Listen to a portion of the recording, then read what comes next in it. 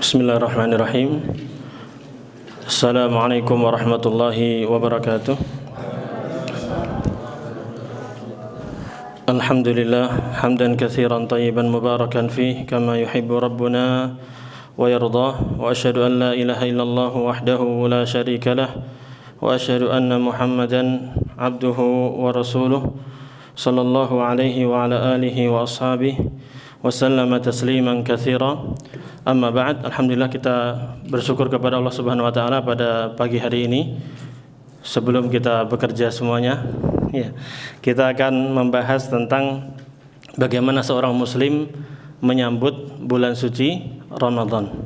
Saya akan ambil dari buku karya Fadilatul Syekh Muhammad Shalih Al-Munajjid hafizahullah taala, judulnya 32 faidah fi istiqbali Ramadan wa ahkamiz zakah. 32 faidah tentang bagaimana seseorang muslim menyambut bulan Ramadan dan hukum-hukum zakat. Jadi kita cuma ngambil tentang menyambut Ramadan dulu, ya. Kemudian kita akan bacakan dari buku, kalau masih ada waktu, buku Meraih Keberkahan Ramadan, tentang nanti keutamaan puasa di bulan Ramadan ataupun di bulan yang lainnya. Baik, kita akan mulai dari kitab yang pertama, yaitu bulan Ramadan ini kita harus menyambutnya dengan bahagia, karena ini merupakan bulan yang penuh dengan kebaikan, penuh dengan keberkahan, penuh dengan rahmat, dan penuh dengan ampunan Allah Subhanahu wa ta'ala. Kita setiap harinya beramal soleh. Kalau di bulan Sya'ban gini, ya amalnya sudah terukur. Satu kebaikan dilipatkan menjadi berapa? 10. Bisa dilipatkan menjadi berapa? 700 kali lipat. Tapi kalau di bulan Ramadan bisa dilipatkan lebih banyak lagi. Pelipat gandaan pahalanya lebih banyak lagi, keberkahannya lebih banyak lagi, rahmat dari Allah Subhanahu wa taala juga lebih banyak lagi. Oleh karena itu, berpuasa di bulan Ramadan memiliki keistimewaan yang sangat besar. Rasulullah SAW bersabda, "Man shoma Ramadhana imanan wa ihtisaban, ghufira lahu ma taqaddama min dzambihi." Barang siapa yang berpuasa di bulan Ramadan karena iman. Maksudnya iman apa? Dia mengimani bahwa ini Allah wajibkan. Puasa ini Allah yang mewajibkan, sehingga dia menjalankannya karena beriman kepada Allah dan karena apa? Mengikuti perintah Allah Subhanahu wa taala. Wahtisaban, dan dia berpuasa itu karena mencari pahala. Berarti ikhlas niatnya, murni mencari pahala di sisi Allah Subhanahu wa taala, maka ghufira lahu ma taqaddama min dzambihi, maka akan diampuni seluruh dosa yang telah lalu. Demikian pula orang yang sholat tarawih, bahkan seandainya dia mencapai bisa tepat dengan malam Lailatul Qadar, maka Rasulullah SAW bersabda, "Wa man qama Lailatul Qadri imanan wa ihtisaban, ghufira lahu ma taqaddama min dzambihi." Barang siapa yang sholat malam di malam Lailatul Qadar karena iman tadi, karena kita mengimani kepada Allah dan menjalankan perintah ini karena iman kita kepada Allah, meyakini bahwa itu yang mensyariatkan adalah Allah, wahtisaban, dan kita mengharapkan pahala di sisinya, ikhlas karena Allah Subhanahu wa taala, maka akan diampuni seluruh dosa yang telah lalu. Demikian pula hadis yang hampir sama berkaitan dengan keutamaan sholat tarawih. Sholat tarawih ini kalau bisa jangan sampai putus. Kalau antum bisa sholat berjamaah di masjid, memungkinkan, itu lebih baik. Tapi seandainya di perjalanan macet kan gitu ya, macet, kemudian antum nggak sempat nih, bahkan isya aja keteteran, akhirnya antum sholatnya di mana? Rumah, maka silakan sholat isya, setelah itu sholat tarawih sendiri. Kalau bisa berjamaah dengan keluarga itu lebih baik, gitu ya. Jadi tetap usahakan untuk tetap sholat malam di bulan Ramadan dan full kalau bisa.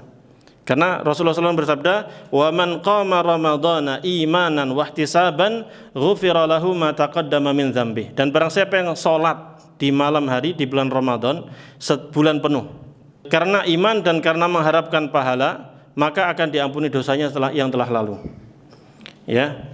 Bahkan di bulan Ramadan ini sangat spesial.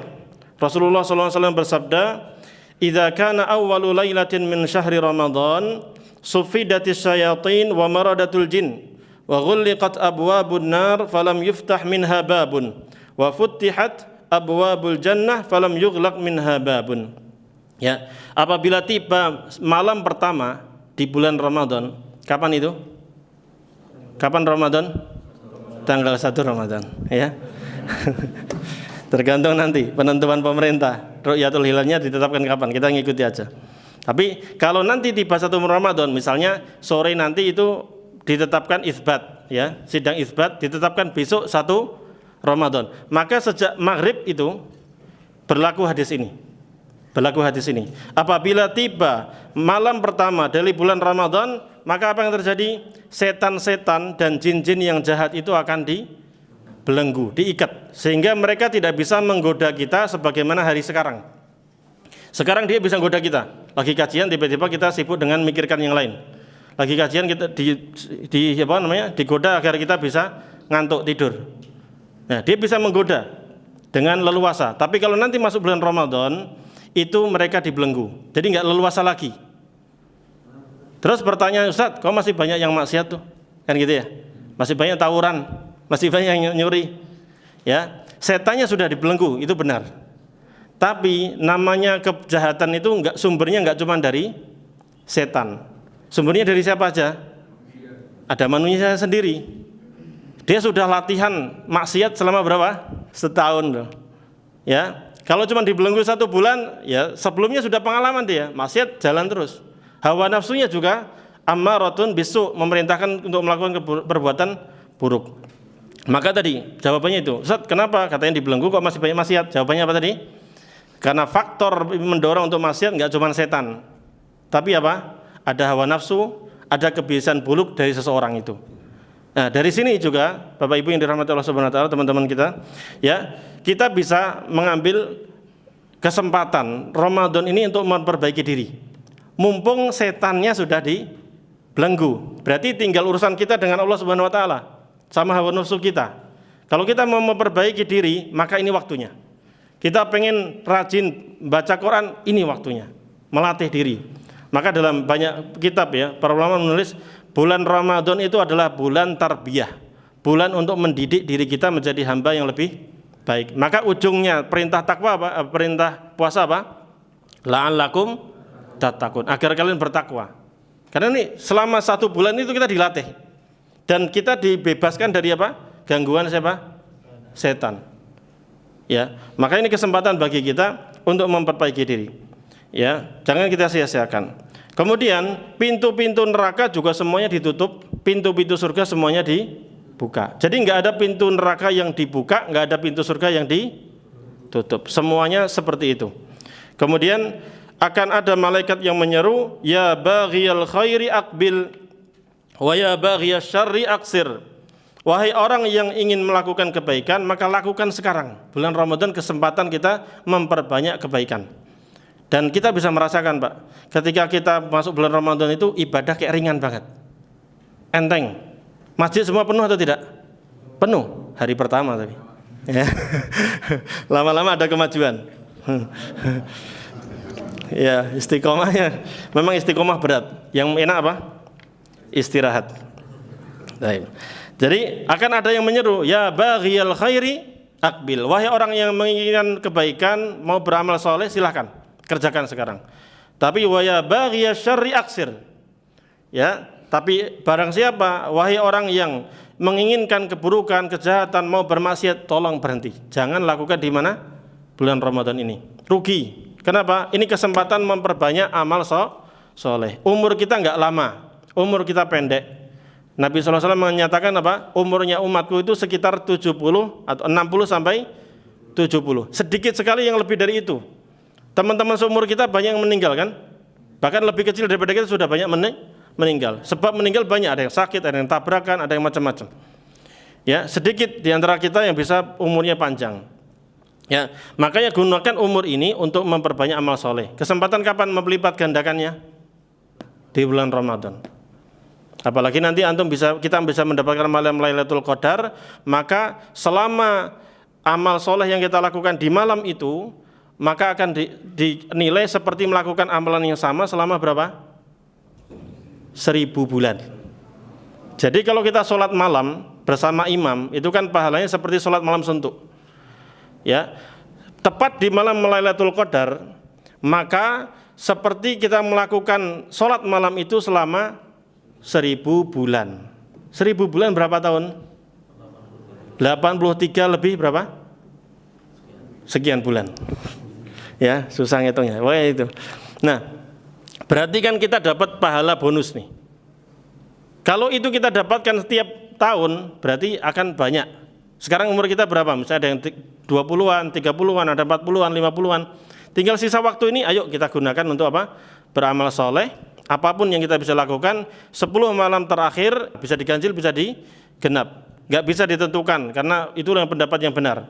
Riwayat banyak sekali tentang hal itu, dan yang rajih, wallahu alam, itu tantakil. Malam Lailatul Qadar itu berpindah-pindah antara satu malam dengan malam yang lainnya. Di zaman Nabi pernah terjadi di malam 23, pernah juga terjadi di malam 27. Nggak bisa dipastikan. Makanya Rasulullah SAW mengatakan, carilah malam Lailatul Qadar di 10 terakhir di malam bulan Ramadan. Riwayat lain mengatakan, carilah di malam yang ganjil. Riwayat lain mengatakan, carilah dari yang tersisa dari 9, tersisa dari 7. Itu kan ngitungnya dari belakang. Kalau ngitung dari belakang, kadang bulan itu bisa 29, bisa 30. Jadi bisa genap, bisa ganjil. Ya sudah, pokoknya hidupkan aja malamnya untuk ibadah. Kalau ngantuk ya tidur sebentar. Ya. Baik. Berikutnya Rasulullah bersabda, walillahi utaqa'u minan nar wa dzalika kullu lailah. Dan setiap malam itu akan ada orang-orang yang Allah bebaskan dari neraka. Jadi fulan bin fulan akan bebas dari neraka. Berarti Allah Subhanahu wa taala jamin dia masuk ke mana? Surga. Kapan itu? Setiap malam. Ini hadis yang sahih dan banyak juga penguatnya. Ada hadis lemah, bahkan para ulama mengatakan hadisnya mungkar. Mungkar itu hadis lemah menyelisih hadis yang kuat. Yang mengatakan bahwa bulan Ramadan itu awalnya adalah rahmat, tengahnya adalah maghfirah, ampunan, akhirnya adalah bebas dari neraka. Ini hadisnya lemah.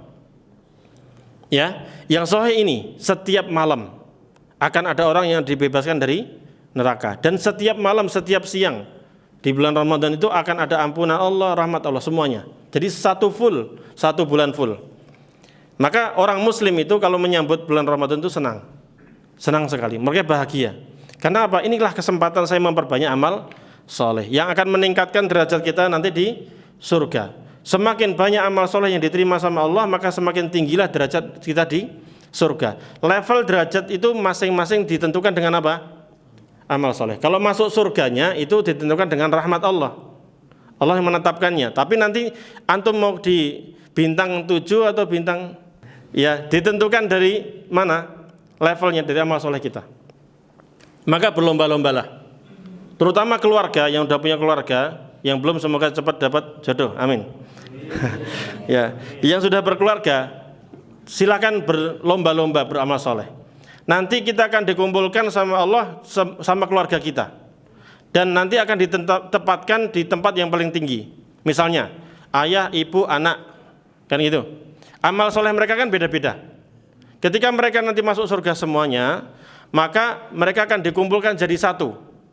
Ayahnya misalnya di surga ke-29 misalnya, ibunya di 30, anaknya di 100. Maka dikumpulkan di mana?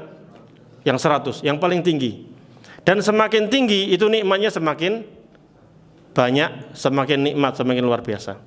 Maka mari bersungguh-sungguh. Orang muslim itu sangat bahagia, sebagaimana ya para sahabat radhiyallahu anhum, mereka sangat bahagia ketika menyambut bulan Ramadan tersebut. Bahkan mereka mempersiapkan diri untuk menuju bulan Ramadan ini jauh-jauh hari. Ya, sebagaimana insyaallah kita telah tahu, Mu'alla bin Fadl rahimahullah mengatakan, kanu yad'una Allah sittata ashhurin an yuballighahum Ramadan, thumma yad'unahu sittata ashhurin an yataqabbala minhum. Para sahabat dahulu, mereka ini selalu berdoa kepada Allah, ya Allah, sampaikanlah aku ke dalam bulan Ramadan. Selama berapa? 6 bulan. Setelah masuk bulan Ramadan, mereka beramal soleh sekuat tenaga, semaksimal mungkin. Nah, setelah selesai Idul Fitri, maka mereka banyak berdoa selama 6 bulan ke depan agar Allah menerima amal soleh dia di Ramadan. Kenapa Pak? Tadi, ini Ramadan kesempatan kita memperbanyak pahala, melipat gandakan pahala. Kalau kita di dunia melihat orang, Masya Allah ya, bisa melipat gandakan uang kan gitu. Banyak orang tertarik enggak? Banyak pengikutnya enggak? Kenapa? Dia pengen uangnya banyak, investasinya tambah, ya kan? Ya, sekarang kenapa kita enggak tertarik untuk melipat gandakan pahala kita? Pahala kita luar biasa. Ya, kalau diperlihatkan kepada kita, ya, maka kita akan lebih semangat lagi. Cuman memang alam akhirat itu Allah Subhanahu wa taala sembunyikan. Ini termasuk alam gaib. Yang percaya hanya yang betul-betul beriman. Maka tadi yang semangat untuk sholat, semangat untuk ibadah itu karena apa? Dorongan iman. Imanan wahtisaban. Syaratnya apa? Iman. Dorongannya itu iman. Sehingga masjid-masjid mereka akan penuh terus. Bahkan kalau masjidnya orang-orangnya soleh dan solihah, maka semakin mendekati akhir Ramadan semakin apa? Ramai. Kenapa, Pak? Karena di sana nanti 10 terakhir itu justru malah semakin digaspol. Sudah mendekati apa? Finish. Semakin diperbanyak. Ya, karena disitulah keutamaan yang banyak pada i'tikaf. Maka subhanallah, alhamdulillah ya, masjid-masjid di sekitar kita sudah banyak yang melakukan apa? I'tikaf. Mereka beribadah kepada Allah, mengkhususkan malamnya dan siangnya bahkan. Ya kalau nggak bisa siangnya masih kerja ya sudah malamnya saja hidupkan. Ya sesuai kemampuan saja. I'tikaf itu bisa full dari malam 21 sampai 30 atau 29. Bisa juga antum cicil, ya cicil kredit. Atau misalnya malamnya doang, nggak masalah. Ya, cuma yang lebih afdal tadi 10 hari full atau 9 hari full. Sesuai kemampuan kita aja. Ya, kenapa dihidupkan itu? Karena tadi banyak pelipat gandaan yang besar di malam-malam 10 hari terakhir di bulan Ramadan. Kemudian kita juga nggak tahu, Pak, apakah bulan Ramadan ini bulan Ramadan terakhir kita atau tidak. Kita nggak tahu loh, ke depan ini, bahkan kita nih di bulan Sya'ban, berapa hari lagi Ramadan? Kalau nggak, berapa? 5 hari, kurang lebih, kalau nggak 5 hari atau 6 hari. Kita nggak tahu nih, bisa jadi nggak sampai. Makanya kita banyak doa. Allahumma ya Allah, salimni li Ramadan. Ya, kata Yahya Ibnu Katsir rahimahullah taala, beliau berdoa, Allahumma salimni li Ramadan wa sallim li Ramadan wa tasallamhu minni mutaqabbala. Ya Allah, sampaikanlah aku kepada bulan Ramadan agar aku bisa beribadah di mana? Bulan Ramadan tersebut. Dan terimalah amal soleh aku selama di bulan Ramadan tersebut. Itu kita harapkan. Kita nggak bisa jamin sekarang bisa sampai Ramadan atau tidak. Kemudian setelah Ramadan nanti kita masuk, apakah itu terakhir Ramadan kita nggak tahu. Makanya mari kita maksimalkan sekuat tenaga kita, semaksimal tenaga kita, dan ingat banyak-banyak doa. Karena kita tahu la haula wala quwwata illa billah. Tidak ada daya dan kekuatan kecuali dengan petunjuk Allah Subhanahu wa taala, pertolongan dari Allah Subhanahu wa taala, sehingga kita banyak-banyak beribadah kepada Allah Subhanahu wa taala. Ikhwan fillah azzakumullah, sebelum kita menuju ke bulan Ramadan, maka hendaknya kita berbanyak untuk istighfar dan taubat kepada Allah. Apa fungsinya?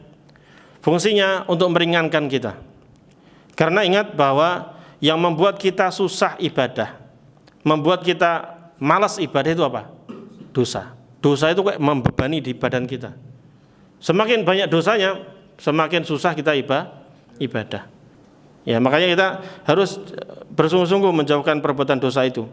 Jangan sampai kita lakukan di bulan Ramadan. Dan dosa di zaman ini banyak ya. Tidak hanya dosa yang kita lihat di alam nyata, tapi juga di dunia maya. Insya Allah paham semua. Baik.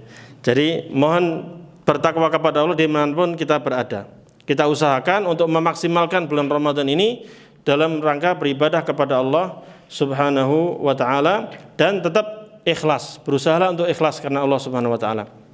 Ya, karena ikhlas ini syarat diterimanya amal. Demikian pula cara ibadah kita juga harus belajar bagaimana puasa yang benar, sahur yang benar, apa saja yang disunahkan, apa yang diajarkan. Kemudian ketika siang hari apa harus tinggalkan. Kalau masalah pembatal puasa insya Allah hafal semua ya. Makan, minum, sama berhubungan badan. Termasuk mengeluarkan air mani itu juga membatalkan puasa. Tapi ada amal-amalan yang Dia tidak membatalkan puasa, tapi bisa menggugurkan apa? Pahalanya. Yaitu apa? Berkata bohong, berbuat zalim, ini bisa mengurangi apa? Pahala puasa. Makanya kita harus waspadai hal-hal tersebut. Dan masih banyak lagi ya amal-amal soleh. Silakan nanti belajar tentang fikih puasanya. Ya, banyak insyaallah video-video yang kayak gitu banyak. Kemudian buku juga banyak. Ya, tentang fikih puasa tersebut. Agar kita betul-betul masuk bulan Ramadan sudah siap. Ya, sebagaimana antum mau nikah, antum harus paham kewajiban antum apa sebagai suami, tugas sebagai istri apa. Ya, hak istri yang harus kita jalankan apa, hak suami yang harus kita jalankan apa. Kita biar paham. Biar betul-betul menjadi keluarga yang sakinah mawaddah warahmah. Amin insyaallah. Demikian pula masuk bulan Ramadan juga demikian. Sebelum segala sesuatu harus kita pelajari dulu. Kita pelajari ilmunya, tata caranya, demikian. Sama ketika antum bekerja di sini, antum ditugaskan sebagai apa? Antum harus belajar dulu. Kan gitu. Makanya kalau masuk perusahaan dites dulu kan. Bisa atau enggak? Enggak bisa enggak lulus. Kalau bisa berarti dia punya ilmu. Kenapa dia punya ilmu? Karena belajar sebelumnya atau pengalaman sebelumnya. Baik. Ya. Kemudian kita akan masuk di buku yang kedua berkaitan dengan keutamaan berpuasa. Orang yang berpuasa ini memiliki keistimewaan besar dan Allah Subhanahu wa taala telah menyiapkan ampunan dan pahala yang sangat besar sekali. Di dalam surat Al-Ahzab Allah Subhanahu wa taala menceritakan tentang berbagai macam amal soleh yang dilakukan oleh orang laki-laki ataupun perempuan. Jadi laki sama perempuan sama di sisi Allah Subhanahu wa taala dalam hal apa? Pahala. Dalam hal syariat itu banyak kesamaan. Ada beberapa perbedaan itu khusus. Misalnya pakaian, laki sama perempuan sama atau beda? Beda. Ya. Kemudian masalah hak kewajiban suami istri kan juga beda. Ya. Tapi dalam hal pahala, kebaikan itu Allah samakan. Jadi Allah tidak diskriminasi. Ya, tidak ada diskriminasi terhadap perempuan. Karena perempuan akhirnya di pahalanya cuma setengah, enggak. Kalau masalah pahala enggak. Kalau pahala semuanya adil. Allah berikan sama. Di dalam surat Al-Ahzab ayat berapa tadi? Ayat ke-35.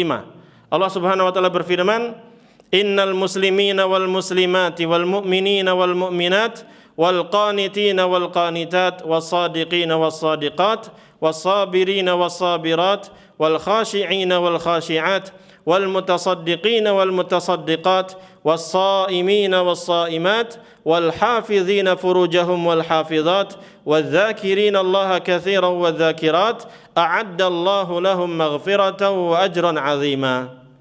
Sesungguhnya orang-orang muslim yang laki-laki dan wanita muslim yang perempuan, ya wanita perempuan.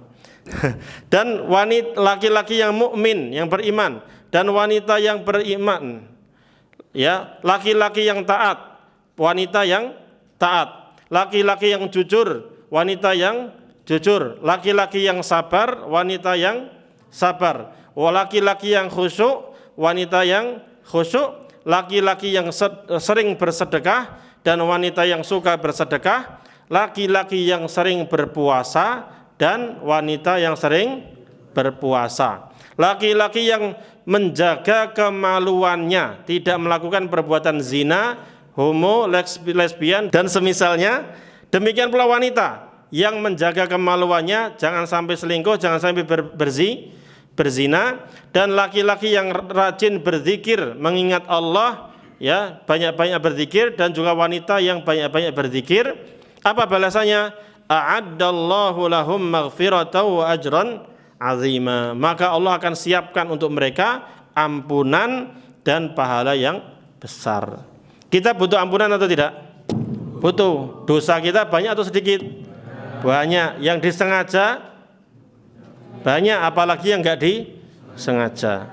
Lagi berangkat ke kantor, lihat, wah, ada ayam kampus lewat, misalnya, gitu kan. Ya kan? Ya kan aurat itu. Sengaja atau tidak? Ada yang sengaja, ada yang enggak ya. Ya intinya dosa kita banyak. Mata kita banyak dosanya, telinga banyak dosanya, tangan juga banyak dosanya. Kaki melangkah ke tempat-tempat yang haram, ya, atau yang dosa-dosa itu juga banyak. Maka kita butuh ampunan dari Allah Subhanahu wa taala. Dan kita juga enggak cuma pengen diampuni, tapi pengen apa? Dapatkan pahala yang besar. Pahala yang besar itu yang akan menentukan nanti derajat kita naik ke derajat yang lebih tinggi. Baik, jadi jelas ini, laki sama perempuan sama atau tidak dalam pahala? Sama.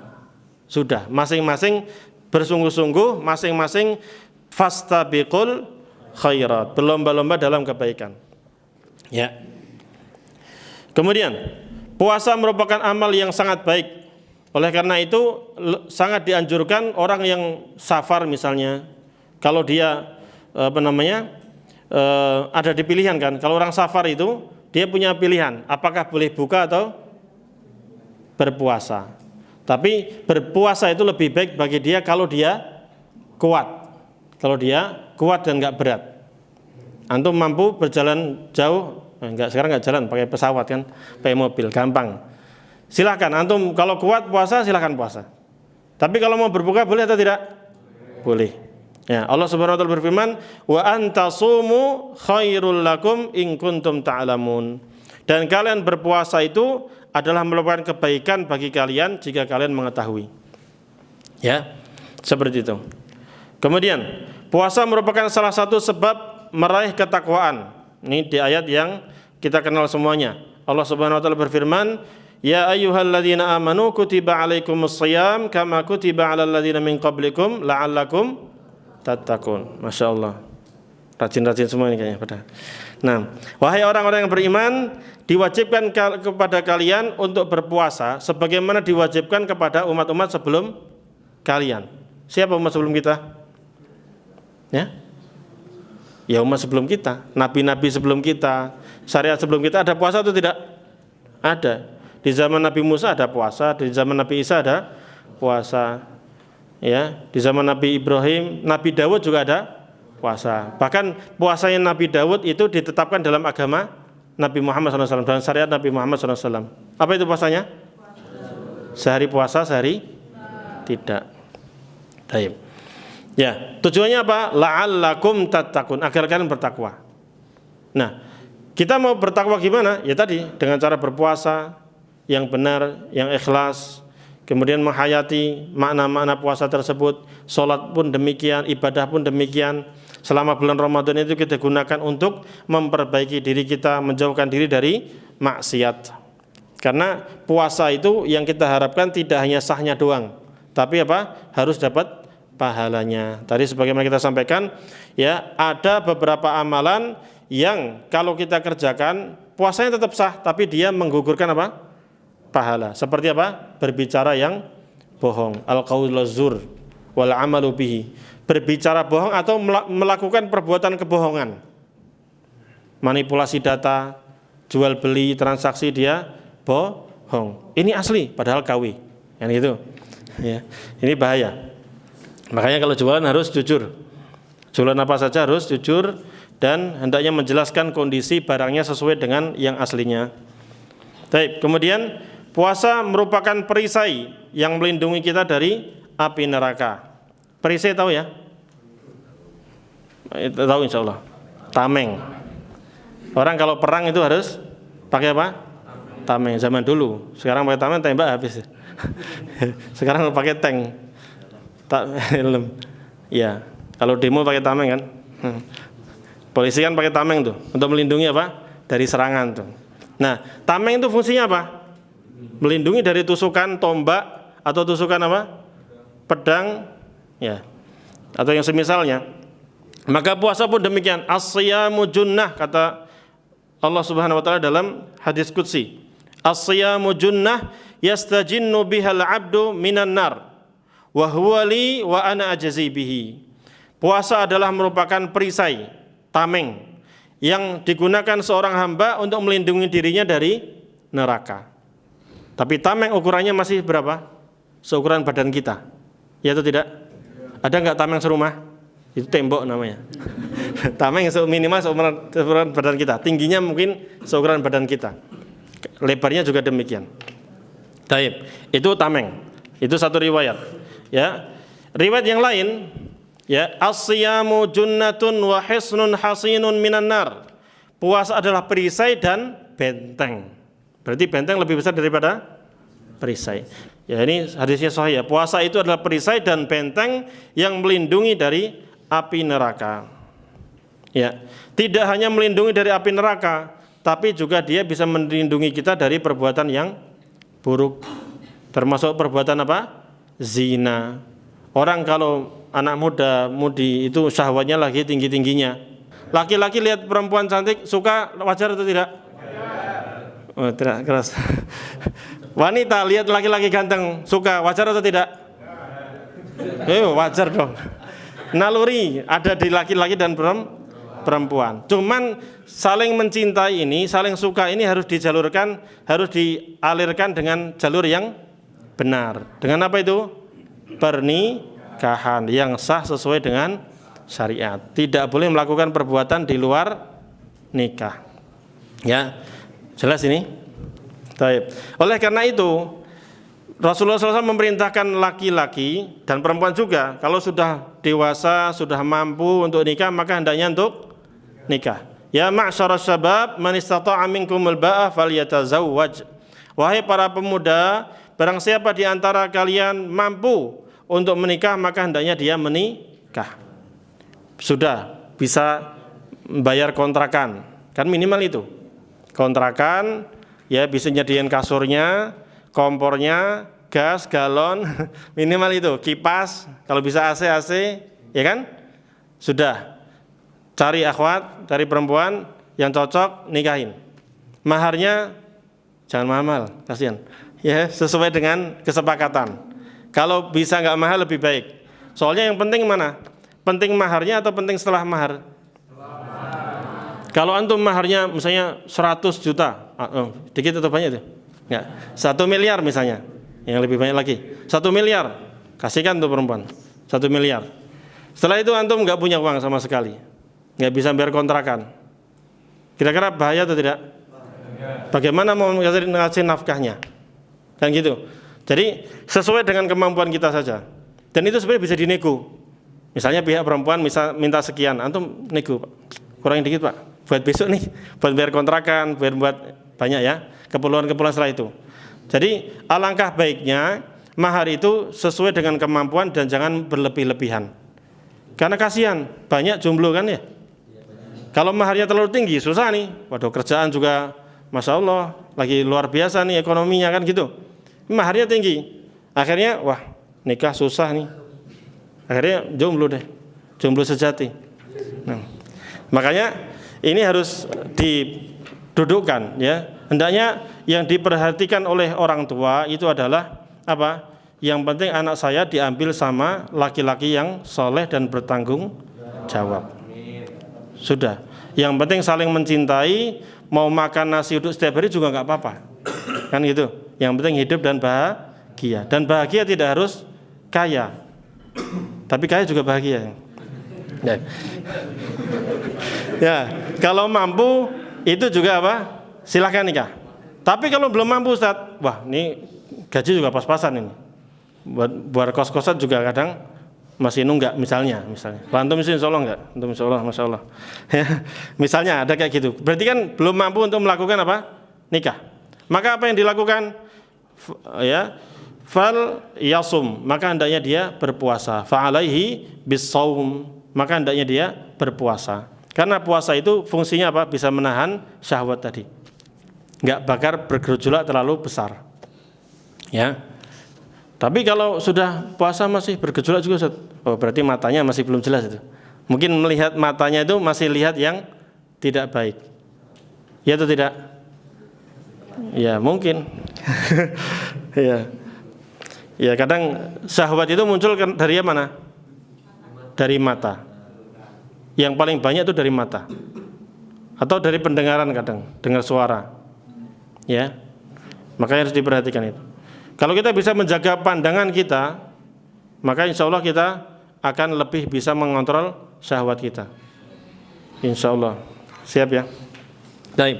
Jadi puasa tadi bisa membuat perisai yang melindungi kita dari syahwat yang bergejolak. Ya. Baik.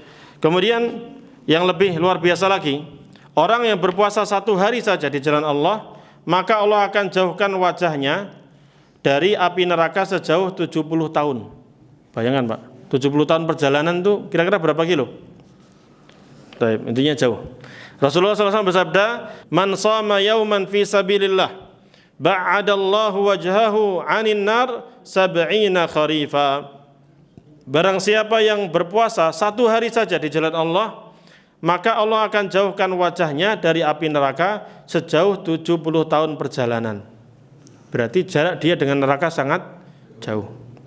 Makanya orang-orang yang masuk surga itu enggak mendengarkan teriakan-teriakannya penghuni neraka. Itu Allah berfirman, la yasma'una hasisaha wa hum fi mashtahat anfusuhum khalidun. Para penghuni surga itu enggak akan mendengarkan teriakan-teriakan orang-orang yang di penghuni neraka karena jaraknya jauh sekali. Wa hum fi mashtahat anfusuhum khalidun. Dan para penghuni surga itu menikmati apa yang diberikan kepada dia, menikmati bidadari, makanan, minuman, banyak perhiasan-perhiasan yang mewah di sana. Ya, dinikmati dan mereka kekal di dalamnya. Kira-kira kalau antum dapat kenikmatan, misalnya antum makan, dapat makanan enak, terus di depan antum ada neraka, api yang membara-bara, ada algojonya, macam-macam. Kira-kira enak nggak makannya itu? Nyaman nggak makannya? Ya, atau antum makan, tiba-tiba antum dengar teriakan-teriakan, disiksa, dicambuk, teriak-teriak, kan ngeri kayak gitu. Nikmat nggak hidupnya? Enggak. Makanya Allah jauhkan orang-orang yang puasa ini, Allah akan jauhkan dia sejauh-jauhnya dari api neraka. Maka ini keistimewaan yang besar ya. Baik. Berikutnya, puasa adalah wasiat Nabi SAW dan beliau SAW menyatakan bahwa puasa ini tidak ada yang bisa menandinginya. Pahalanya sangat besar. Rasulullah SAW bersabda, "Alaika bis-shaumi fa innahu la mithla lahu." Hendaknya engkau berpuasa karena tidak ada yang sebanding dengan puasa tersebut. Dalam hadis tadi Allah Subhanahu wa taala berfirman, "As-siyamu li." Puasa itu untukku, spesial untuk Allah Subhanahu wa taala, "wa ana ajzi bihi." Dan saya yang akan membalasnya. Ya, dalam hadis lain disebutkan kebaikan itu akan Allah lipat gandakan menjadi berapa? Satu kebaikan akan Allah lipat gandakan menjadi 10 kali lipat. Kadang bisa dilipat gandakan menjadi 700 kali lipat. Tergantung keikhlasannya dan perjuangannya. Orang sedekah 1000, maka Allah akan balas menjadi berapa? 10.000. Atau bisa sampai berapa? 700.000. Tapi kalau puasa itu Allah langsung yang akan memberinya. Kalau amal yang lain tadi, satu sedekah dilipatkan maksimal berapa tadi? 700 kali lipat. Kalau puasa lebih dari itu. Karena Allah menyatakan saya yang akan membalasnya. Dan Allah itu maha kaya, Allah maha dermawan, Allah maha sayang kepada kita semuanya. Kalau Allah sudah menjamin saya yang bayar, saya yang gaji, saya yang balas, itu pasti besar. Ya, orang kaya yang dermawan di dunia saja, kalau dia mengatakan udah urusan gaji anak yang bayar, itu pasti gede. Iya atau enggak? Insya Allah. Ya, gitu. Tapi Allah pasti lebih dermawan lagi. Allah yang memiliki langit dan bumi semuanya. Tak terbatas pahala yang diberikan kepada orang-orang yang berpuasa. Bahkan nanti ketika dia mau masuk surga, itu pintunya khusus. Insya Allah sudah kenal ya, pintunya namanya apa? Ar-Rayyan. Surga itu punya berapa pintu?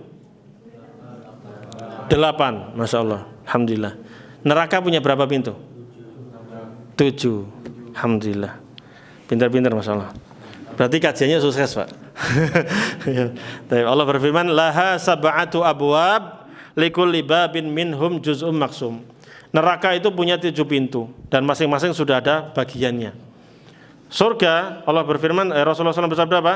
Ada 8. Surga itu ada 8 pintunya. Dan di antara pintu khusus adalah pintu Ar-Rayyan, di mana orang-orang yang berpuasa akan masuk ke sana. Orang-orang yang rajin puasa, baik wajib ataupun sunnah, dia akan masuk ke sana. Ya, berbahagia di sana. Ya.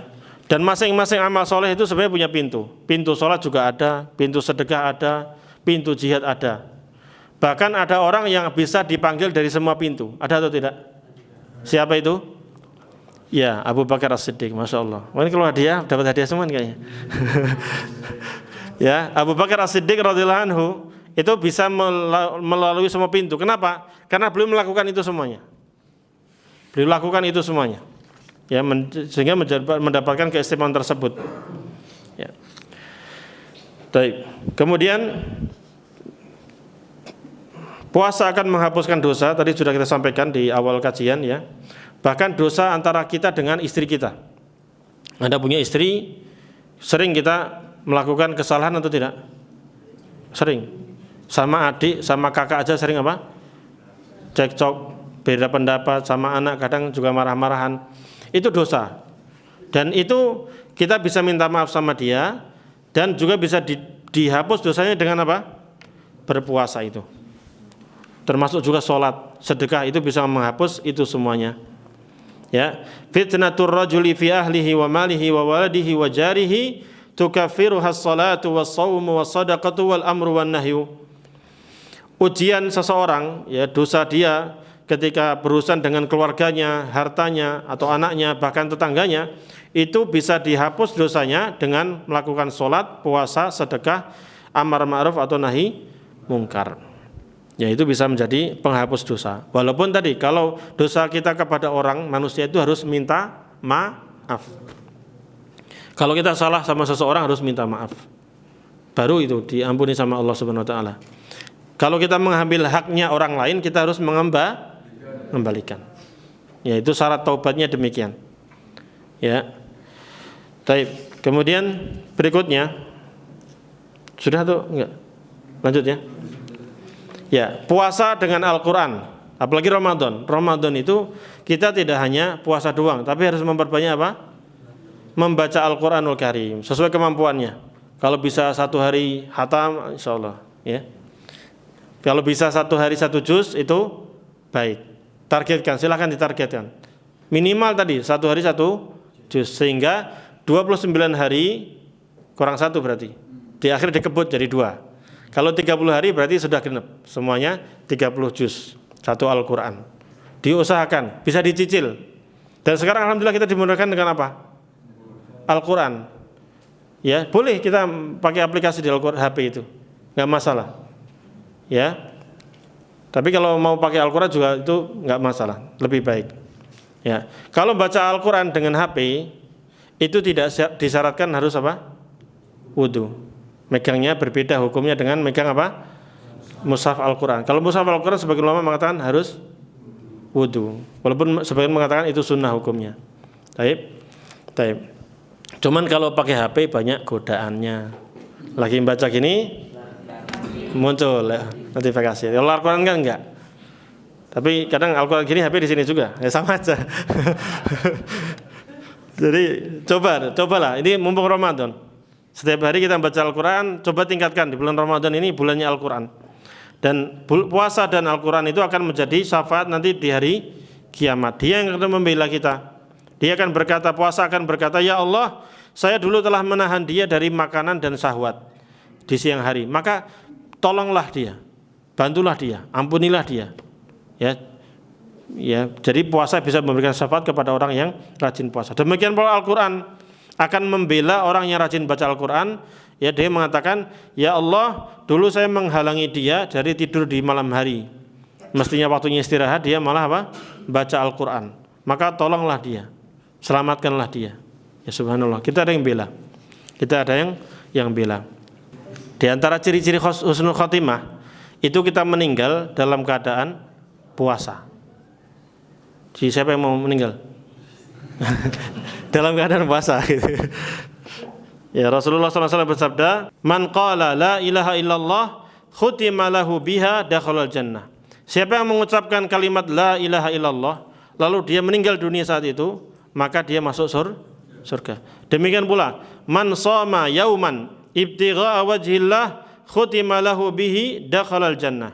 Siapa yang berpuasa 1 hari dalam rangka mencari wajah Allah, maka lalu dia meninggal dunia saat itu, ditutup kehidupannya saat itu, maka dia akan masuk surga. Jadi ini salah satu ciri-ciri husnul khotimah. Kalau seseorang meninggal dalam keadaan puasa, maka kita berharap itu adalah tanda bahwa dia akan masuk ke dalam surga.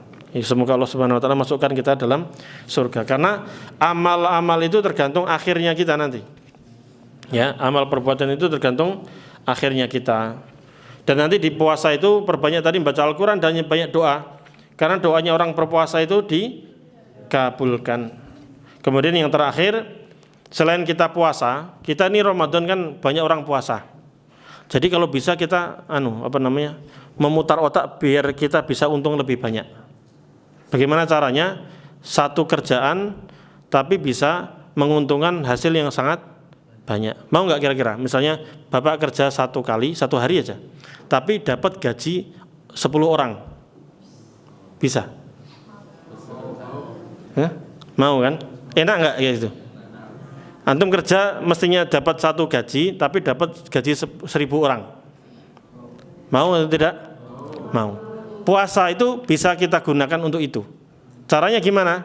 Kita memberikan makanan buat buka puasa. Sehingga orang yang kita kasih makanan, bahkan minuman doang, Pak ini buat buka puasa, dia gunakan untuk puasa, maka antum dapat pahalanya dia. 1 orang. Kalau 10 orang berarti 10 pahala. 100 orang berarti 100 pahala. Semakin banyak semakin baik. Pertanyaannya, ini semua yang hadir akan sedekah. Kan gitu. Mengamalkan ini. Berarti antum harus mikir juga, kira-kira menu apa yang enak orang bakal makan itu.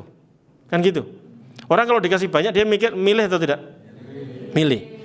Kalau makanan yang enggak enak dia ambil enggak? Ya, makanya berikan yang terbaik. Ya. Ya. Kalau makanan favorit insya Allah diambil. Gorengan, tahu kan, tempe, insya Allah diambil. Makanya coba cari makanan yang paling enak yang disukai orang.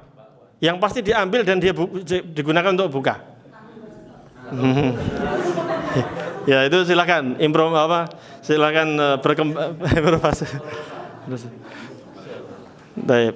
Jadi ini kita Ramadan ini kan mau berlomba-lomba ya gitu caranya. Ini Ramadan banyak orang yang sedekah. Antum juga coba sedekah tapi yang terbaik. Makanya orang sedekah itu dianjurkan untuk yang terbaik. Jangan sampai kita sedekah memberikan sesuatu tapi kita sendiri nggak mau. Betul atau tidak? Ngasih makan ke orang tapi basi, atau lauknya kita aja nggak suka, nggak boleh seperti itu. Kita berikan yang terbaik. Baik. Nah, semoga Allah mudahkan untuk mempraktekkan itu semuanya dan Allah panjangkan umur kita sampai nanti di Ramadan bisa amal soleh terus sampai hari kiamat sampai meninggal dalam keadaan husnul khatimah. Baik, kita masuk di pertanyaan. Ustadz, ada hadis tentang siapa yang sholat subuh berjamaah di masjid lalu berzikir hingga matahari terbit dan dilanjutkan sholat 2 rakaat maka mendapatkan pahala seperti haji dan umrah sempurna. Bagaimana dengan perempuan yang sedang sholat? Bagi kami lebih utama di rumah. Ya. Apakah ada cara agar perempuan juga bisa mendapatkan keutamaan yang sama? Iya. Bisa dengan cara nunggu tadi zikir sampai syuruk sholat di rumah. Karena memang wanita itu boleh di masjid atau tidak? Boleh. Cuma lebih baik di mana? Rumah. Wa buyutuhunna khairul lahun. Dan rumah mereka lebih baik dan pahalanya lebih besar di rumah daripada di masjid bagi perempuan. Wanita sholihah. Kalau laki-laki itu soleh bukan sholihah, ya. Jadi kalau laki-laki di mana? Di masjid. Nah, ini pahalanya bisa ibu raih. Ya, demikian. Wallahu a'lam bishawab. Memang terkait hadisnya ada yang mengatakan lemah, ada yang mengatakan hasan. Ya. Silakan diamalkan saja. Ada yang mengatakan hasan, Syekh Albani rahimahullah mengatakan hadisnya hasan dan diterima untuk diamalkan. Itu seperti sholat apa? Dianggap sebagai sholat duha di awal waktu. Sholat duha di awal waktu. Makanya waktunya gimana? Terbit matahari, antum tambahi berapa? 10 menit atau 15 menit agar tidak tepat pas munculnya saja, tapi sudah agak tinggi, berarti sudah masuk waktu duha. Baik. Jazakallahu khairan sudah hadir.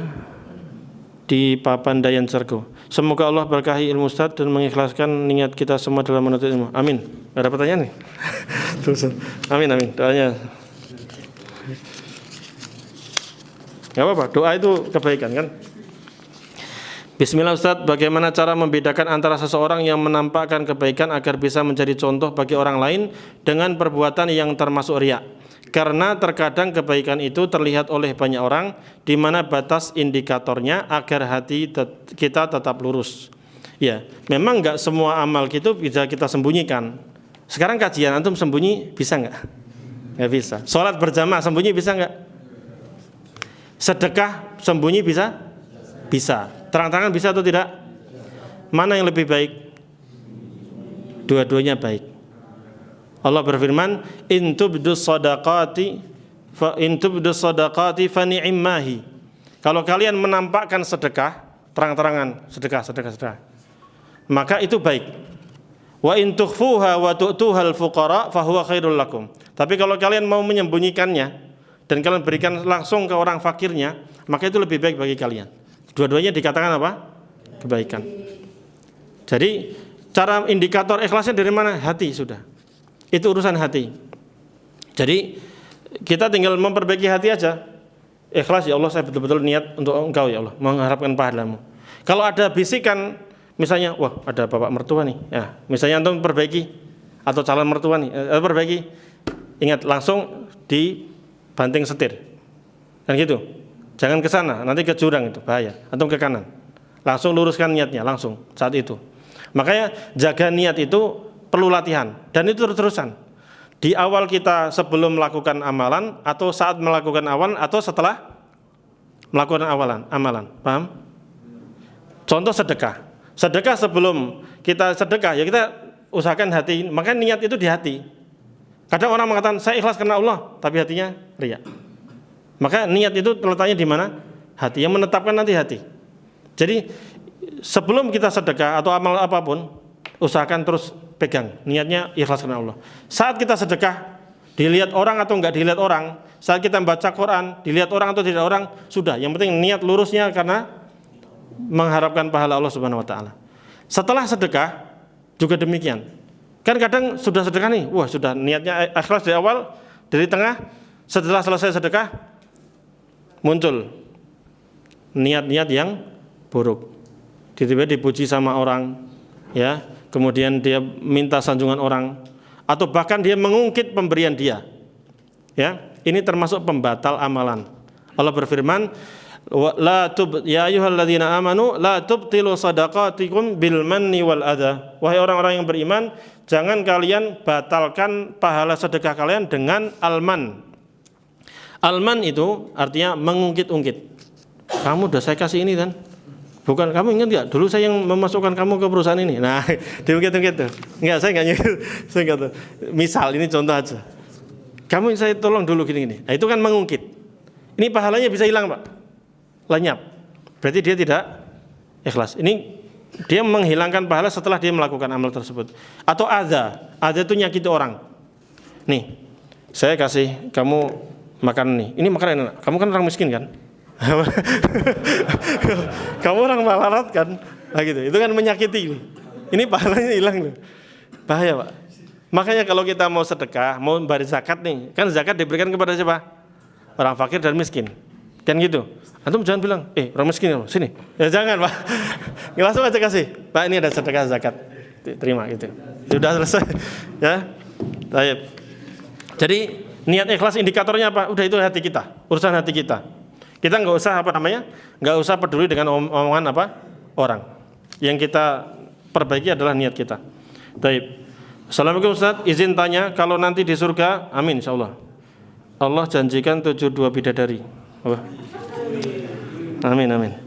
Bolehkah kita nego sama Allah? Kalau kita mau bersama istri saja dan nggak mau 72 bidadari, apa boleh Ustaz? Jazakallah khairan. Nanti nyesel tuh. Dikasih banyak malah minta satu. Ini 72 bidadari untuk siapa sih? Orang-orang yang mati syahid. Dalam hadis yang sahih, Rasulullah SAW bersabda, setiap penghuni surga yang laki-laki itu minimal 2. Bidadarinya minimal 2. Ditambah nanti istri di desa dunia. Di dunia ada istri berapa? Oh, 1. Langsung. Misalnya ada 1. Ya udah, istri yang 1 ini tergantung juga ini solehah atau tidak, masuk surga atau tidak. Kalau dia masuk neraka ya nggak bisa ikut gabung. Tapi kalau dia masuk surga bareng-bareng, dia bareng sama kita. Ya, insya Allah kalau udah masuk surga nggak ngomel-ngomel sih. Udah nggak ngomel-ngomel. Ya, dan lebih cantik daripada bidadari yang di sana. Kenapa, Pak? Karena bidadari sana Allah ciptakan serta-merta sudah cantik sana. Adapun bidadari yang di sini itu dia diuji dulu. Mau sholat enggak nih? Mau nutup aurat enggak? Kan gitu. Diuji bertahun-tahun dia. Sehingga ketika dia sukses dan masuk surga, dia lebih cantik daripada bidadari sana. Karena bidadari sana enggak sholat. Enggak pernah dia kajian gini di sini. Dia udah jadi di sana, paham ya? Jadi ibu-ibu santai. Skincare di sana enggak diperlukan, sudah cantik dulu.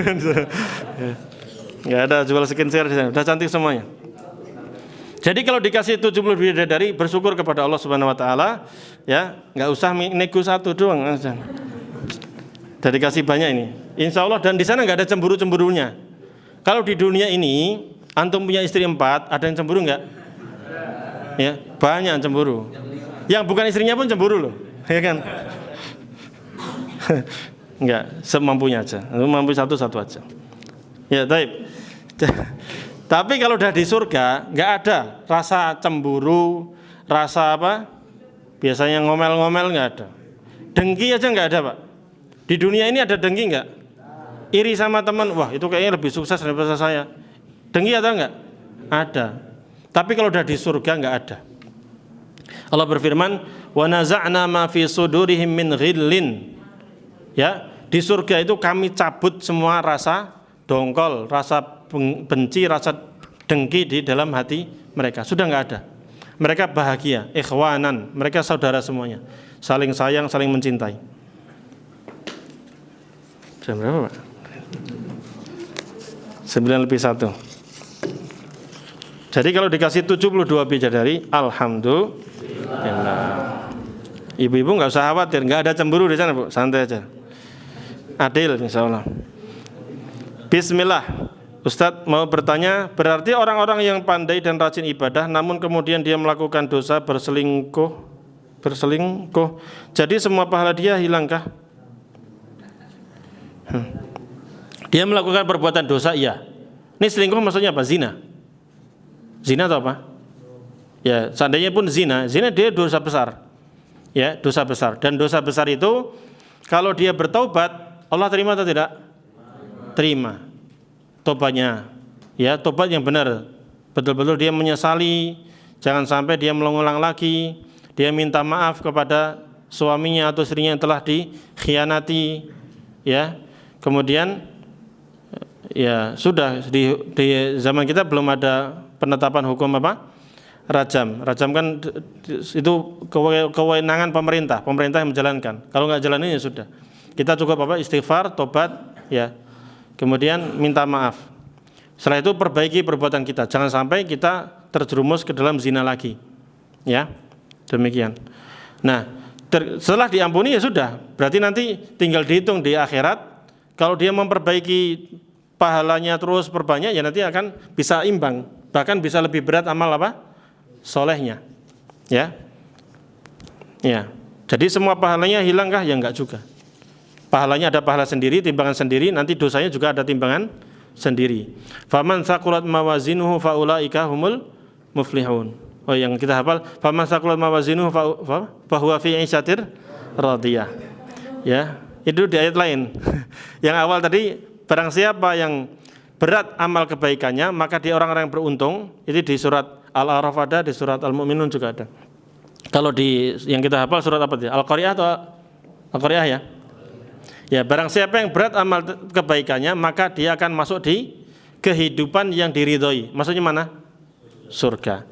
Wa amma man khaffat mawazinuhu fa ummuhu hawiyah wa ma adraka ma hiya narun hamiyah. Adapun orang yang ringan amal kebaikannya, maka dia akan masuk ke dalam neraka. Ya, baik. Sebenarnya kenapa kok bisa berat dosanya, ringan pahalanya, itu kebangetan sebenarnya. Kenapa, Pak? Satu dosa nilainya berapa? Ya 1. Kan gitu. Antum 10 dosa, ya 10 dosa. Itu masih ada kemungkinan diampuni kalau antum tobat. Tapi satu pahala itu berapa? 10, bisa 700 tadi. Lah kok sampai berat dosanya, berarti kan kebangetan. Ya atau tidak? Secara hitungan itu loh, kebangetan. Makanya dia akan celaka dan masuk ke dalam neraka. Naudzubillahi min dzalik. Tapi selama kita masih hidup, sudah kita masih bisa memperbaiki diri. Dan Rasulullah SAW bersabda, kullu bani adama khata wa khairul khata'in at-tawwabun. Setiap anak Adam itu sering melakukan dosa, dan sebaik-baik yang melakukan dosa adalah yang selalu bertaubat. Jika kita mendengar azan belum selesai, masih minum, apakah boleh minum sampai azan selesai? Boleh. Azan maghrib, azan isya. Tapi kalau maksudnya subuh ini maksudnya, kan? Sudah azan tapi kita belum minum, lebih hati-hatinya sudah, nggak usah minum, ya, telan aja itu kuahnya. Kenapa, Pak? Memang ada riwayat itu yang hendaknya diselesaikan itu. Cuma harus diteliti lagi, maksudnya fikihnya bagaimana yang aslinya. Tapi hukum aslinya Allah berfirman apa? Wa kulu washrabu hatta yatabayyana lakumul khaytul abyadu minal khaytil aswadi minal fajr. Silahkan kalian makan, silahkan kalian minum sampai jelas antara benang putih dan hitam, yaitu waktu fajar. Fajar yang dimaksud fajar apa? Shadiq, fajar kedua, yaitu yang azan subuh. Jadi batas nggak makan nggak minum apa? Azan subuh. Kalau imsak masih boleh. Imsak itu masih boleh. Sebagian memakai imsak itu karena kehati-hatian. Walaupun ini diingkari sebenarnya. Imam Ibnu Hajar dalam Fathul Bari belum mengingkari. Tidak baik ya, belum mengingkari bahwa termasuk hal-hal yang baru dalam agama adalah tadi membatasi tidak makan tidak minum, beliau mengatakan thulusu sa'ah, 1/3 jam, berarti 20 menitan sebelum azan. Jadi di zaman beliau itu kalau ada sebagian orang karena kehati-hatian, ya 20 menit sebelum azan itu sudah azan subuh, sudah belum waktunya. Sebagian mereka nggak azan, tapi sebagian mereka matikan lampu, menandakan sudah nggak boleh apa? Nggak boleh makan, nggak boleh minum. Zaman sekarang pakai sirene. Nah sebenarnya batas akhirnya itu kapan? Azan subuh. Jadi kalau imsak masih boleh makan, masih boleh. Tapi kalau sudah azan, sudah enggak.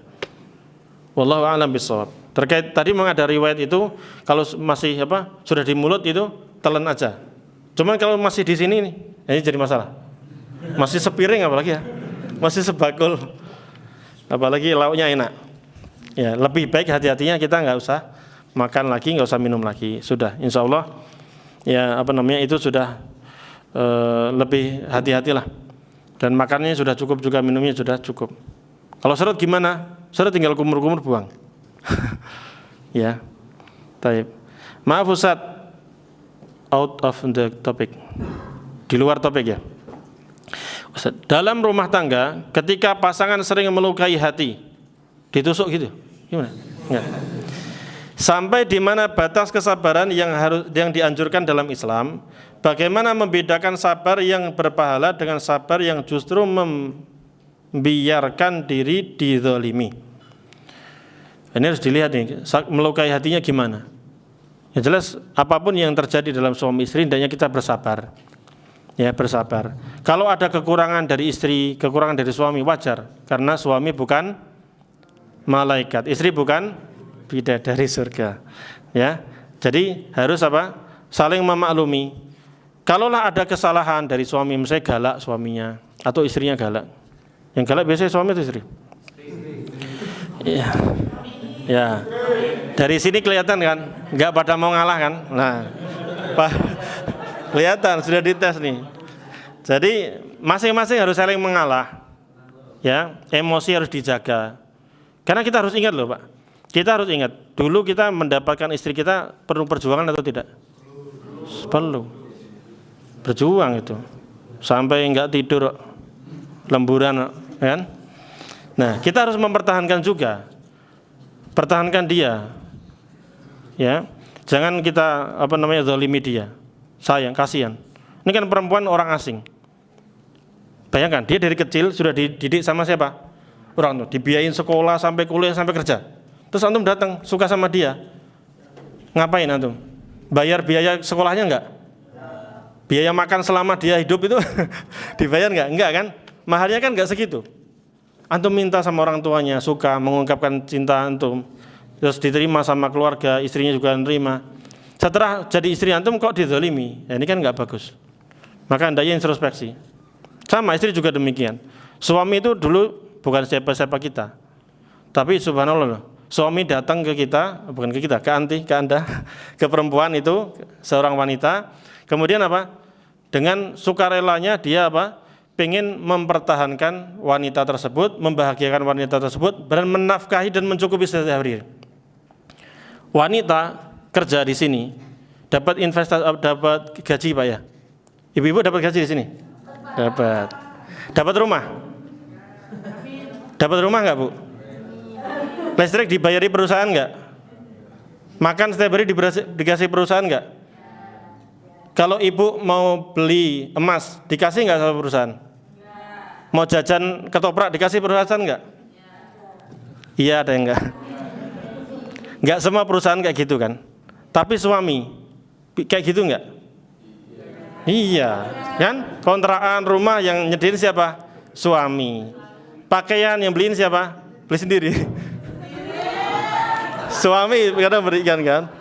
Ya, pengen ganti HP yang beliin siapa? Suami. Jadi cobalah, istilah kita tuh masing-masing melihat kelebihan orang lain gitu. Kadang kita melihat kekurangannya tapi nggak lihat kelebihannya. Jasa suami itu sudah besar sekali. Maka sampai Rasulullah SAW bersabda apa? Seandainya saya boleh memerintahkan orang untuk sujud kepada manusia, maka saya perintahkan istri sujud ke siapa? Suami. Karena besar, jasa suami besar. Jadi tadi, intinya dalam keluarga itu harus saling memahami, saling mengerti. Ya. Sopir harus tahu paham memahami penumpang, penumpang juga harus paham sopir, saling memaklumi. Ya kan namanya bahtera rumah tangga, ya kan? Kalau antum di bahtera rumah tangga cekcok tenggelam nanti. Enggak ada yang nolong.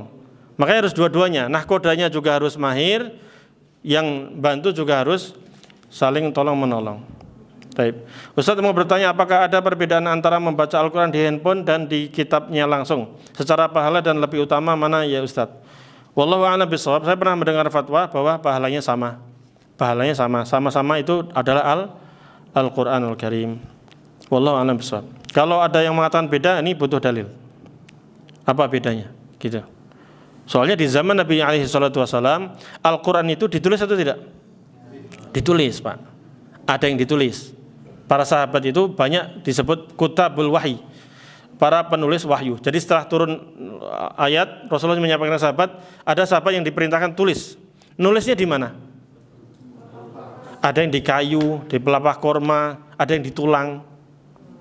Jadi bukan kertas, paham ya? Bukan kertas. Nah, terus zaman mulai berkembang, ada kertas, mulailah disalin ke mana? Ke kertas. Berkembang, jadi apa? Aplikasi. Ya, cuman kalau masalah pahalanya insya Allah sama. Tapi secara hukum megangnya tadi, ya itu yang beda tadi. Dibedakan antara yang kertas sama yang handphone. Itu yang saya tahu dari fatwa ulama. Wallahu a'lam bishawab. Kemudian Ustadz, kalau membaca Al-Quran langsung, kami khawatir muncul sifat riya. Contoh di tempat umum, kereta dan seterusnya.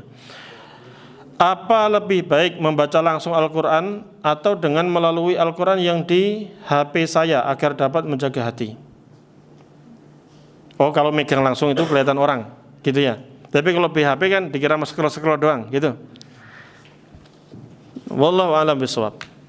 Silakan, bisa pakai HP, bisa pakai Al-Quran. Mana yang lebih menjaga hati, silakan dilakukan. Tapi sebenarnya masalah ikhlas tadi tergantung kita memperbaikinya. Ya, Kita kelihatan orang atau tidak kelihatan orang, ikhlas itu masih bisa dijaga. Bahkan kalau seandainya di rumah itu sendirian, bisa riya atau enggak? Ya kan? Status baca Quran, alhamdulillah hatam. Riya itu, Pak. Pamer. Makanya ini masalah hati. Dan sebenarnya kalau antum di tempat umum, di kereta sambil naik busway dan seterusnya, antum baca Quran, pegang Al-Qur'annya gini, itu lebih melihatkan syiar Islam. Ya atau tidak? Di sini ada izzah, ada kemuliaan. Berarti kita senang dengan agama Islam. Lebih memperlihatkan syiar Islam. Dan subhanallah kalau itu dipopulerkan di masyarakat, yang penting jaga hati aja. Insya Allah itu akan menjadi kebaikan bagi masyarakat. Orang akan melihat, masya Allah ini umat Islam semakin cinta kepada Al-Quran. Ya, masalah hati tadi itu ada di hati masing-masing, tinggal diperbaiki. Masih 15 menit ya. Masuk jam berapa?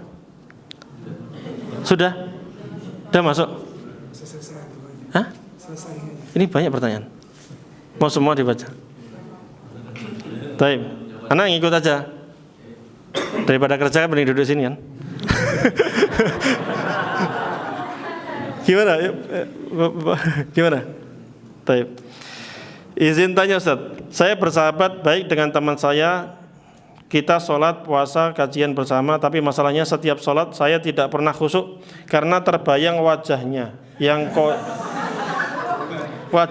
kocak. Terkadang suka tertawa saat sholat. Bagaimana sholat saya? Apakah itu sah? Nah, ada setan, Pak. bukan teman antum setannya, bukan. Ada setan namanya Khonzab. Ya, pernah tahu ya? Jadi sahabat pernah cerita ke Rasulullah, ya Rasulullah, saya ini kalau sholat diganggu sama setan. Jadi ingat sesuatu, kemudian jadi membaca Qurannya jadi tidak khusyuk. Maka kata Rasulullah SAW, itu adalah setan, namanya Khonzab. Bisa dibaca Khonzab, bisa Khinzab. Ini, ya. Kalau engkau merasa itu dia ganggu antum, maka apa yang dilakukan? Berlindung kepada Allah dan dengan cara baca apa tadi? A'udzubillahi minasyaitonirrajim, lalu meludah ke kiri sebanyak 3 kali. Meludahnya itu bukan mengeluarkan riak. Nah, jangan.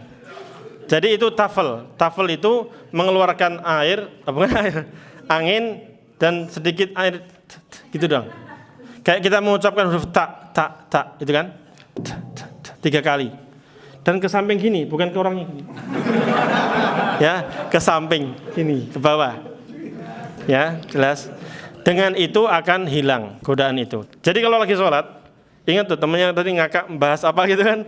Nah langsung itu A'udzubillahiminasy 3 kali dah, lanjut. Masih ingat juga? Udah sholat khusyuk aja, yang penting khusyuk. Ya, usahakan dilawan. Tadi, apakah sholatnya batal? Kalau kita cuma gini doang, nggak batal. Kalau sampai ngakak, nah batal. Sampai ngakak batal. Ya, sampai bicara ngakak itu batal. Hah? Mundur ke belakang. Pindah soft. Kalau pindah soft doang nggak batal. Pindah soft ya, misalnya itu sama kasus misalnya di sini teman antum di kanan ini yang kocak ini ke sini kan. Lah antum pindah mundur. Ini nggak batal. Sama seperti antum lagi sholat, yang sini bau kan? Ada nggak kayak gitu? Ya, kadang bau badan kah, bau ketiak atau bau rokok misalnya. Bau banget. Antum gimana posisinya? Mundur, cari soft lain. Paham? Ini gerakan yang tidak membatalkan karena ada apa? Keperluan. Wallahu a'lam bishawab. Bismillah Ustaz, bagaimana caranya agar Ramadan tahun ini benar-benar menjadi titik perubahan hidup kita, bukan hanya rutinitas tahunan yang berlalu tanpa bekas. Tadi materinya dari awal sampai akhir tadi. Ya, gunakan sebaik-baiknya. Jadi kita upgrade ibadah kita. Kita tingkatkan ibadah kita, kualitas sholatnya, kemudian baca Al-Qur'annya.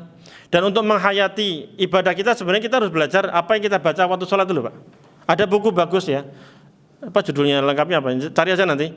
Pokoknya ada buku bagus bahas tentang memahami makna bacaan sholat atau gimana ya? Kurang lebih, atau fikih bacaan sholat atau gimana? Ustaz Amin Nur Baiz kalau nggak salah punya beli. Ya itu ada buku kayak gitu. Jadi bacaan sholat kita itu apa saja diterjemahkan sama beliau kayak gitu. Itu bagus sekali. Ya, sama baca Al-Quran juga kalau bisa sama terjemahnya, biar bisa kita menghayati bacaan tersebut. Dan gunakan Ramadan itu memperbaiki diri, ya, semakin meningkatkan kewaspadaan kita. Minimal dari puasa itu kita bisa belajar apa? Muraqabah. Selalu merasa diawasi sama Allah. Puasa itu amalan yang tersembunyi atau terang-terangan? Sembunyi. Dari sekian ini saya nggak tahu mana yang puasa atau tidak. Kecuali antum kalau minum atau makan. Itu tidak. Tapi habis ini antum ke kamar mandi minum gitu saya nggak tahu. Atau ngumpet di kamar minum saya nggak tahu. Maka ini amalan yang tersembunyi. Yang dilihat apa? Kejujurannya. Kemudian merasa diawasi sama Allah. Kemudian dari puasa juga kita belajar apa? Kita meninggalkan hal-hal yang boleh aslinya. Makan, minum, suami istri berhubungan itu halal. Ya kan? Tapi waktu puasa kita tinggalkan itu semuanya karena Allah. Kalau yang boleh saja kita bisa tinggalkan, maka yang haram harus ditinggalkan. Tapi itu butuh mujahadah, butuh perjuangan, butuh perlawanan melawan hawa nafsu dan syaitan. Apalagi setelah Ramadan selesai, berarti setan-setan itu dilepas. Mulai itu malam pertama sholat Idul Fitri langsung setannya mencar kemana-mana dan berusaha untuk menyesatkan kita. Makanya habis Ramadan harus kita jaga puasa kita, jaga ibadah kita selama di bulan Ramadan. Bukan berarti puasa lagi sebulan penuh, enggak juga. Cuman yang sunnah-sunnah kita jalankan. Sholatnya, baca Qur'annya. Assalamualaikum Ustaz, Afwan mau bertanya bagaimana hukum bekerja berat saat puasa? Apakah boleh tidak puasa? Barakallahu fikum. Ya, puasa bukan berarti kita lemah. Puasa bukan berarti kita lemah. Terus tidur-tiduran juga, apalagi pakai hadis yang lemah. Bahkan sebagian mengatakan palsu. Puasa itu adalah tidur itu adalah apa? Ibadah. Ada. Zaman Nabi alaihi salatu wassalam, orang berpuasa sambil berjihad, berperang mereka, Pak. Kerja. Ya demikian. Orang berpuasa maha sehat loh badannya. Ya atau tidak? Lemes ini cuman hari pertama sama kedua, dan itu karena tidak terbiasa. Makanya sebenarnya bulan Sya'ban ini diperintahkan untuk banyak-banyak berpuasa. Untuk apa? Latihan, persiapan ke Ramadan. Biar ketika Ramadan sudah kuat. Ya, bahkan sekarang ya orang-orang diet, nggak makan nggak minum, kan gitu. Kita nggak makan nggak minum, sama atau tidak? Sama secara zahirnya, tapi beda dari apa? Pahalanya. Ada orang diet nggak makan nggak minum karena pengen badannya kekar, ya kekar. Maksudnya badannya kelihatan kotak-kotaknya itu loh. Nah, tapi ada yang nggak makan nggak minum karena ibadah. Kalau di plus tambah biar keker juga gimana Ustaz? Nggak masalah. Biar sehat juga nggak masalah. Tapi Anda dapat pahala, dia tidak dapat pahala. Itu yang membedakan itu. Ya, berpuasa maka akan sehat, justru malah sehat. Jadi kerja berat, ya tinggal dilatih aja. Tinggal makanannya, sahurnya yang bergizi, bukannya juga yang bergizi. Kalau kerja berat nggak kuat, ya istirahat dulu, Pak. Nggak usah dipaksa. Ya ngangkat barang berat, ya bareng-bareng, pakai alat kalau bisa. Ya, jangan 50 kilo antum angkat sendiri gitu, nanti turun berat. Ya, jadi itu harus diukur lah kalau itu. Kalau kerja di sini kan nggak berat kan? Kerjanya di mana? Di sawah, nyanggol gitu, enggak kan? Enggak, di sini kan di kantor, adem AC. Paling yang berat itu pikirannya kan gitu. Numpuk kerjaan, tugas belum selesai diomelin, ya itu berat. Tapi insya Allah lah, semoga Allah mudahkan. Baik, mungkin sekarang ada yang pertanyaan? Sudah Pak, nanti nggak kerja nanti. Baik, kita cukupkan sekian. Kurang lebihnya mohon maaf kalau ada salah ucap, salah mungkin berlebihan dalam bercanda, saya mohon maaf. Kalau ada kekurangannya itu murni dari kekurangan ilmu saya. Nanti kita sama-sama belajar lagi. Kita selalu berusaha untuk menuntut ilmu ya. Belajar agama itu hukumnya apa? Wajib bagi orang muslim dan muslimah. Kalau hadisnya thalabul ilmi fardhatun ala kulli muslimin. Menuntut ilmu itu wajib atas setiap orang Islam. Muslim itu kalau tambahan muslimahnya lemah. Tapi sebenarnya lafaz muslim sendiri mencakup laki dan perempuan. Jadi kalau antum melihat ayat atau hadis itu perintah ataupun larangan, kalau lafadznya kok laki-laki, sebenarnya tetap masuk di dalamnya perempuan, kecuali ada pengkhususan. Seperti Allah berfirman, wa aqimus salata wa atuz zakata warka'u ma'ar raki'in. Dirikanlah salat, tunaikanlah zakat, rukuklah bersama orang-orang yang rukuk, maksudnya salat berjamaah. Ini lafadznya untuk laki-laki. Perempuan wajib atau enggak? Wajib. Tetap kena hukum tersebut kecuali ada pengkhususan. Seperti salat Jumat. Salat Jumat Allah berfirman apa? Wahai orang-orang yang beriman, apabila dipanggil untuk melaksanakan salat di hari Jumat, maka tinggalkan jual beli ya, dan segeralah untuk menuju kepada mengingat Allah, yaitu dengan hadir khutbah Jumat. Itu hanya untuk laki-laki. Kenapa? Karena ada dalil lain, hadis lain menyatakan perempuan tidak wajib salat Jumat. Sama orang musafir juga tidak wajib Jumat. Wallahu a'lam bishawab. Jadi semuanya wajib belajar. Apapun kita mau ngapain, kita mau Ramadan, belajar tentang Ramadan. Kita mau nikah, belajar tentang nikah. Kita mau umroh, belajar tentang umroh. Kita mau bagi waris, perlu nggak? Iya, sering terjadi cekcok di keluarga karena bagi warisnya nggak sesuai syariat. Itu harus belajar. Semua harus dipelajari. Semoga Allah Subhanahu wa taala bimbing kita untuk mempelajari ilmu kita sedikit demi sedikit, lama-lama menjadi bukit.